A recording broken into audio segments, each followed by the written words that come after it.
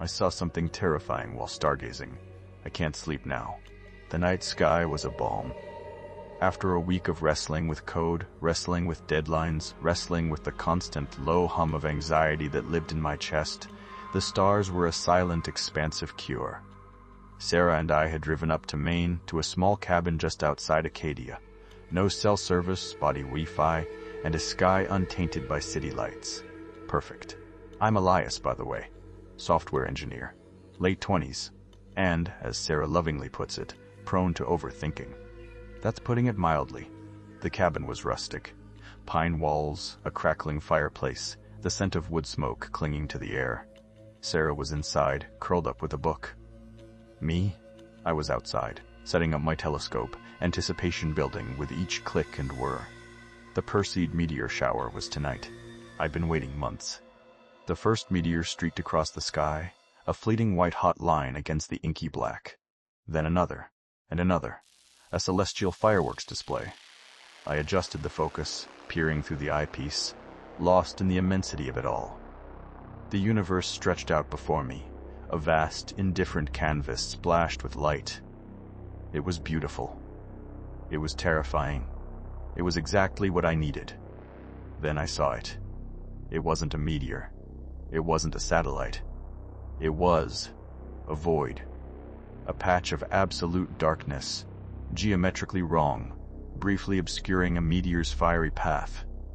It was there for a fraction of a second, then gone. I blinked, rubbed my eyes. Must have been a trick of the light, or a flaw in the lens, or, my anxiety playing tricks on me. I tried to dismiss it. I really did, but I couldn't. The image was burned into my retinas. That unnerving absolute blackness swallowing the light. The next night, I was back out there. Sarah joined me for a while, sipping hot chocolate, pointing out constellations. But she went back inside after an hour, complaining about the cold. I stayed, and it appeared again. This time, it lingered longer. A defined shape almost, polygonal. It drifted across the sky, a silent, predatory shadow. I fumbled for my camera, but by the time I had it aimed, it was gone. The picture came out blurry, useless. Just a smear of light against the black. Just a smear of light, I muttered to myself, staring at the screen. That's all it is. I started keeping a journal. Detailed observations of the sky, the meteor showers, and, of course, the anomaly. I described its shape, its movement, the unsettling feeling it evoked. Each entry became longer, more frantic. The following night, I tried to record video. The camera malfunctioned. The lens fogged up. When I finally got it working, the footage was corrupted. Just static and glitches. Damn it, I whispered, frustration boiling over. Sleep became a battleground. Nightmares plagued me. Dreams filled with impossible angles, with a suffocating sense of dread. I'd wake up gasping, heart hammering. The image of the dark shape seared into my mind. Sarah noticed. "You're not sleeping, Elias," she said, concern etched on her face. "You're working too hard. You need to relax." "I am relaxing," I snapped, then immediately regretted it. "Sorry. I'm just tired." I started researching local legends. Havenwood, Maine seemed like a sleepy, unremarkable town. But I dug deeper. Whispers of strange disappearances, unexplained lights in the sky, stories of ancient rituals performed in the woods, all dismissed as folklore. Then I met old Man Hemlock. He lived in a ramshackle cabin on the edge of town, surrounded by overgrown woods. He was a recluse, a local eccentric. People said he was crazy. But I needed answers. I found him sitting on his porch, whittling a piece of wood. His eyes were milky, distant. "Heard you've been looking at the stars," he rasped, without looking up. "Yes," I said. Have you ever seen anything strange?" He chuckled, a dry, rattling sound. "Strange. This whole place is strange. This land, it's a gateway to things you shouldn't see." "What things?" I pressed. He finally looked up, his eyes fixing on me with unsettling intensity. "Things that sleep between the stars. Things that whisper in the dark. Things that hunger." He refused to elaborate, just kept repeating, "Leave it alone." Some doors are best left unopened. His words fueled my paranoia. I started seeing the anomaly during the day, just glimpses out of the corner of my eye. A dark shape flickering in the periphery. I'd turn, but it would be gone. Was I losing my mind? Sarah was getting worried. "Elias, you're scaring me," she said one evening, her voice trembling. "You're not yourself. Maybe we should go home." "I'm fine," I insisted, even though I knew I wasn't. "I just need to figure this out." "Figure what out?" "There's nothing to figure out. It's just the stars, Elias, just the stars." But it wasn't just the stars. I knew it. Then came the news report. A brief, almost dismissive mention of unexplained power outages in the surrounding area. Reports of unusual atmospheric phenomena. Dismissed as weather anomalies. I tried to contact astronomers, scientists.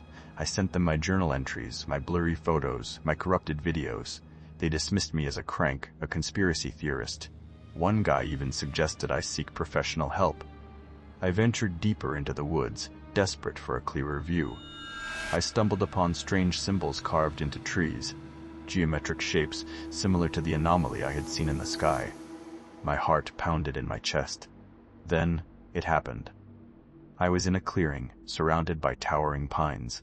The night sky was a canvas of stars, and there it was. The anomaly. It wasn't just a shape, it was a presence. A colossal, shifting darkness that seemed to warp the space around it. It pulsed with a faint internal light. It hummed with a low, resonant frequency that vibrated in my bones. It was real. And it was terrifying. I felt a presence. I was being watched. Not by human eyes, but by something else. Something ancient. Something alien. My mind fractured. Reality dissolved. I saw things that shouldn't be seen. Geometries that shouldn't exist. Colors that were beyond the spectrum of human vision. I ran. I ran as fast as I could, stumbling through the woods, branches tearing at my clothes, the sound of my own ragged breathing filling my ears. I made it back to the cabin, collapsing on the porch, gasping for air. Sarah was gone. A note lay on the table. "Elias, I'm scared. I don't know what's happening to you. I've gone to town to get help. Please, be safe." I was alone. A knock on the door. Sheriff Brody. A middle-aged man with a weary face and a skeptical gaze. "Mr. Thorne?" he said, his voice flat. "We received a call from your girlfriend. Said you might be in distress." "I saw something," I stammered. "In the sky. It's not natural." He raised an eyebrow. "Something in the sky, huh? You wouldn't be talking about those power outages, would you? We're looking into that. No, it's more than that. It's a shape, a darkness. It's changing things." He sighed. "Mr. Thorne, I think you're under a lot of stress. Maybe you should come with me. We can get you checked out." I knew what he meant. He thought I was crazy. "I'm not crazy," I said, my voice rising. "I saw it. It's real." He just shook his head. "Come on, Mr. Thorne, let's go." He took me to the local hospital, a small, sterile building with flickering fluorescent lights. They wanted to run tests, asked me questions. I saw it again, reflected in a window. The dark shape, briefly obscuring the sky. It was real. I couldn't stay there. They would lock me up. They would tell me it was all in my head. I escaped. I went back to the cabin. I had to prove it. I had to show them that I wasn't crazy. I set up multiple cameras, motion sensors, infrared detectors, high-resolution lenses. I wanted to capture undeniable proof. The hallucinations intensified. I saw the anomaly everywhere. In the shadows, in the reflections, in my own peripheral vision. I heard whispers, fragments of languages I didn't understand. My senses were overloaded. Deputy Miller arrived. Young, cautious, but with a sharp eye. "Mr. Thorne?" he said, his hand resting on his holster. "We're looking for you. You left the hospital." "I need to show you something," I said, my voice hoarse. "I need to show you what's really going on." I showed him the cameras, the recording devices. I played back the footage. He watched, his face impassive. The cameras had captured something. faint, distorted images, unnatural sounds. But it was all ambiguous, open to interpretation. "Mr. Thorne," he said, finally, "I see something, but I don't know what it is. And frankly, it's not enough to justify all this." He was starting to get unnerved, though. I could see it in his eyes. The cabin felt wrong. The air was thick with a sense of unease. I knew what I had to do. I had to go back to the clearing. I had to confront it. I grabbed my camera, my flashlight, my journal. I told Miller to stay at the cabin, to keep watching the monitors. He hesitated, then nodded. "Be careful, Mr. Thorne." I ventured into the woods one last time. The trees seemed to be watching me. The shadows danced and shifted. The air crackled with an unseen energy. I reached the clearing. It was there. The anomaly. It was no longer a shape. It was a structure. A massive, otherworldly edifice that hung in the sky, radiating an indescribable power. It pulsed with light, with darkness, with something beyond human comprehension. I stared into its heart, and I understood. I understood the vastness of the universe, the insignificance of humanity, the presence of things beyond our understanding. I understood the hunger, and then I screamed. Deputy Miller found the clearing later.